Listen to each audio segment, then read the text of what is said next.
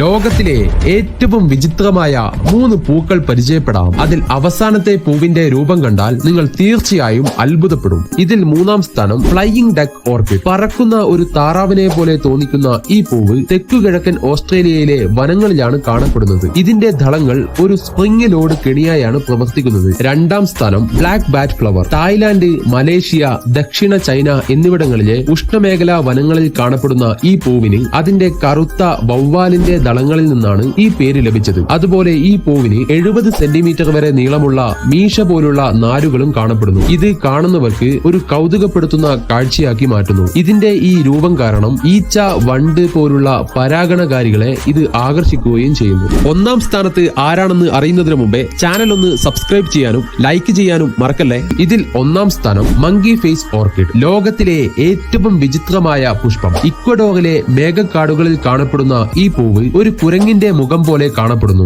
ഓരോ പൂവിലും കണ്ണുകൾ, മൂക്ക്, വായ പോലെയുള്ള സങ്കീർണമായ അടയാളങ്ങളുണ്ട്. അതുപോലെ ഇതിന്റെ മധുരവും സുഗന്ധവും പ്രാണികളെ വല്ലാതെ ആകർഷിക്കുകയും ചെയ്യുന്നു. യഥാർത്ഥത്തിൽ പ്രകൃതിയിലെ അത്ഭുതങ്ങളിലൊന്ന്. ഇതിൽ ഏതെങ്കിലും പുഷ്പം നിങ്ങൾ നേരിട്ട് കണ്ടിട്ടുണ്ടോ? കമന്റ് ചെയ്യൂ.